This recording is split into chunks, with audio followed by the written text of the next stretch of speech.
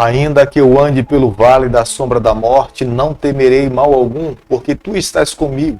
O teu vara e o teu cajado me consolam todos os dias da minha vida. Muito bom dia. Que a bênção, que a graça de Deus nessa manhã esteja sobre você e sobre toda a sua família. Sempre é motivo de agradecermos a Deus por mais um dia e contemplarmos o brilho do sol. Sempre é motivo de agradecermos a Deus pela vida, pela saúde, pela família, por tantas coisas que o Senhor tem derramado sobre cada um de nós nesse dia. E nós precisamos, nesse momento, nos voltarmos para Ele com gratidão, reconhecimento e bondade. Não podemos nos esquecer que os anjos do Senhor se acampam ao redor daqueles que o temem e os livra. Todos os dias nesse canal, nós estudamos um capítulo da palavra do Senhor. E eu convido você nessa manhã a ter nas mãos a palavra de Deus no livro de Isaías, capítulo 22, o versículo 2. Tu, cidade que estava cheia de aclamações, cidade espreitosa, cidade alegre, os teus mortos não foram mortos à espada, nem morreram na guerra. Nós jamais devemos nos esquecer. Todos os dias é dia para que nós reafirmemos a nossa fé no Senhor. Não podemos, em momento algum, vacilar de que nós precisamos, quanto mais estivermos perto de Deus, mais próximo nós precisamos estar. Se em algum momento da nossa vida nos sentirmos longe do Senhor, nós precisamos imediatamente corrermos para os braços do Pai. Não existe felicidade longe do Senhor. A verdadeira felicidade está em viver os princípios e ligado ao Pai constantemente. No capítulo que nós estaremos estudando nessa manhã, aqui Deus está censurando o seu povo através do profeta Isaías. Em vez do povo reconhecer os seus pecados e viver uma vida de arrependimento, eles estavam vivendo com os seus corações duros, como se nada Deus estivesse falando com eles. Eles estavam mais preocupados com o seu dia a dia, com os seus afazeres. A vida religiosa se tornou uma rotina, não uma devoção diária a Deus, um sacrifício diário que todo cristão deve oferecer ao Senhor. O profeta Isaías foi chamado por Deus para que nesse momento ele repreendesse Jerusalém. Nos momentos difíceis da sua vida, eles estavam vivendo uma vida tão presunçosa, longe do Senhor, que eles acreditavam que tinham capacidade de solucionar todos os seus problemas. E nesse momento, pelo fato de ter dado as costas para o Senhor, Deus advertia através da boca do profeta Isaías, falando que a vida que eles estavam vivendo era uma vida degradante espiritualmente. Quanto mais independente de Deus eles se tornavam, mais fracos eles seriam, mais vulneráveis eles seriam. O chamado de Deus nesse momento para a nação de Judá e Jerusalém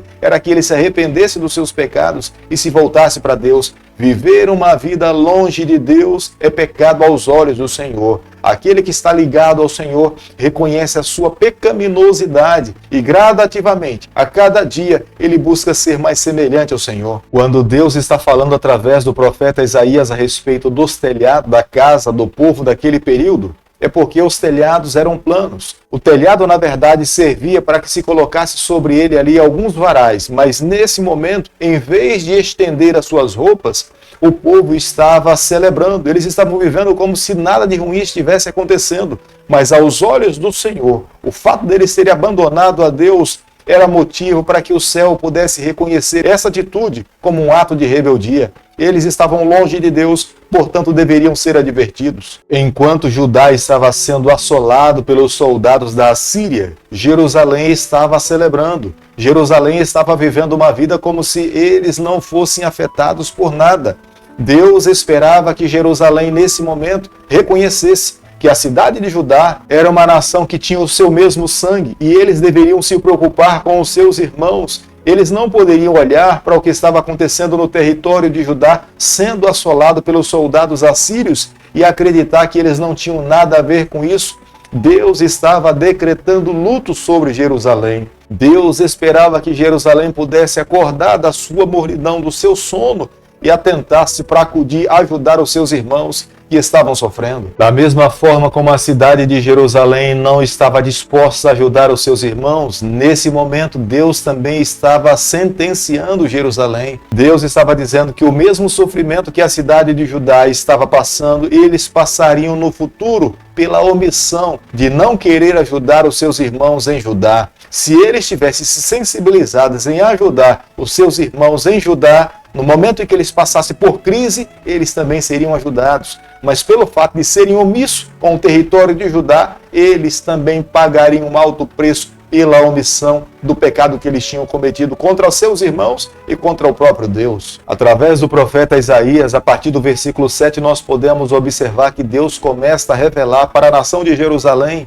como é que eles seriam destruídos. Os soldados adversários cercariam a cidade pelos belos vales que eles tinham, o vale de Inom e o vale de Cedron. Diante das profecias trazidas por Deus através do profeta Isaías, o povo de Jerusalém aproveita esse momento para que eles possam reparar os muros das cidades. Eles começaram a observar que havia parte dos muros que estavam vulneráveis, casas que estavam facilitando o acesso dos seus inimigos. E eles começam, nesse instante, a fazer algumas demolições, reparando outras casas, reconstruindo o muro, para que quando o adversário chegasse, eles encontrassem uma cidade intacta, preparada, segura, e se tornasse mais difícil pelos ataques dos seus inimigos. Dentro da própria cidade de Jerusalém foi construído um açude para que nos momentos de crise eles não precisassem trazer água de fora da cidade. Mas se fosse necessário se manter num cerco dentro da cidade, eles tivessem água suficiente para suprir todas as suas necessidades. A triste notícia que Deus queria que o profeta Isaías trouxesse sobre Jerusalém é que nos momentos de crise, eles já não mais buscavam ao Senhor. Eles tentavam encontrar a solução dentro das suas próprias condições, encontravam água dentro da própria cidade, tentaram reconstruir os muros e se esqueceram do Senhor, tentavam confiar nos seus armamentos, nas suas espadas, nos seus escudos, nas suas lanças, mas deixaram de lado o Senhor.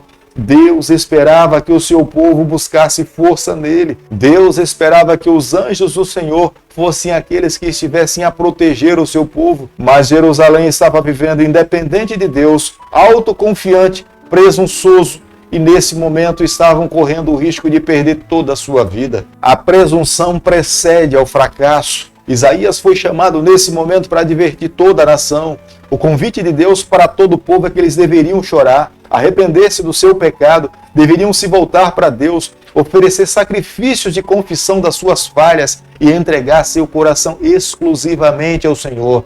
Não é que Deus não espere que nós não nos envolvamos na batalha, mas Deus espera que no momento da batalha, com arma nas mãos, nós confiemos que somente no Senhor é possível a solução para todas as nossas dificuldades. Isaías foi chamado nesse momento para profetizar que Sebna seria deposto e levado para o cativeiro. Sebna era um tesoureiro de um alto posto dentro de Jerusalém, mas o recado de Deus para ele é que ele seria levado para o cativeiro. Deus levantaria um novo líder para conduzir o seu povo, Eliaquim, cujo significado significa Deus estabelecerá. Deus, na verdade, queria conduzir o seu povo. Deus queria ser o centro da nação de Jerusalém. Não era apenas naquele período, mas nos dias em que também nós estamos vivendo. Deus quer ser o centro, o Senhor do nosso coração. Deus não pode ser o segundo. Deus tem que ser exclusivo, único Senhor da nossa vida. Nesses momentos de crise que Jerusalém estava vivendo, Sebna, que era um dos tesoureiros oficiais da corte,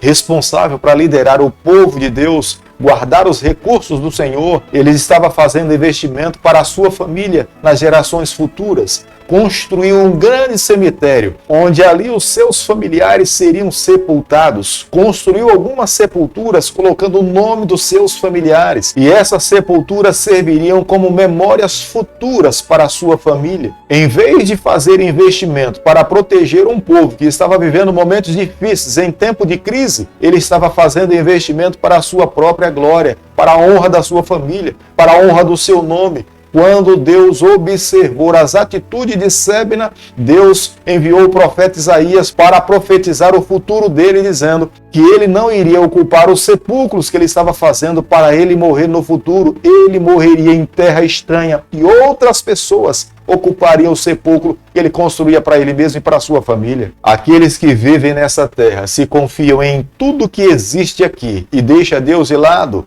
ele não fez nada na vida. Nós precisamos colocar a Cristo e a Deus como sendo o centro da nossa trajetória. Ele tem que ser o primeiro, único, exclusivo Senhor da nossa vida. Quando Deus permite que nós tenhamos um carro, ou uma casa, ou dinheiro, essas bênçãos não podem ocupar o lugar do Senhor dentro do nosso coração. Deus, ele tem que ser exclusivo Senhor da nossa vida, da nossa trajetória. Somente nele a nossa fé deve repousar constantemente. Quando há uma necessidade de viver uma vida de arrependimento, quando alguém troca, em vez de se arrepender, vai usufruir dos prazeres dessa terra, ele acaba destruindo a si mesmo e aqueles que estão ao seu lado. O orgulho e a arrogância na vida de alguém faz com que esse se afaste do Senhor, viva uma vida independente de Deus. Viver uma vida independente de Deus é caminhar para a autodestruição. A verdadeira alegria que deve brotar no nosso coração é aquela alegria de reconhecer que Deus é o Senhor da nossa vida, soberano sobre cada um de nós, e um dia Ele voltará aqui a essa terra para retribuir a cada um de nós as obras da maneira como nós vivemos diante do nosso Deus. É por isso que todos os dias, quando vivemos, a nossa vida precisa ser avaliada à luz da palavra do Senhor. Nós não podemos avaliar a nossa vida à luz do conhecimento ou do que esse mundo nos ensina, mas a nossa vida precisa ser avaliada à luz da palavra do Senhor. Aqueles que vivem dessa forma alcançam a bênção de Deus, vivem uma vida feliz e um dia terão a alegria de viver na Nova Jerusalém ao lado do seu Deus eternamente. Querido Pai, em suas mãos, nessa manhã, nós nos colocamos. Queremos ser do Senhor a cada dia. Molda o nosso coração. Nos conceda a graça de um dia podermos estar com o Senhor por toda a eternidade. É o nosso pedido e a nossa oração. E o fazemos em nome de Jesus. Que o Senhor te abençoe e te guarde. Que Ele faça resplandecer o seu rosto sobre você. Que Ele tenha misericórdia de você. Que sobre você, nessa manhã, Ele levante seu rosto e conceda a sua paz em nome de Jesus. Amém.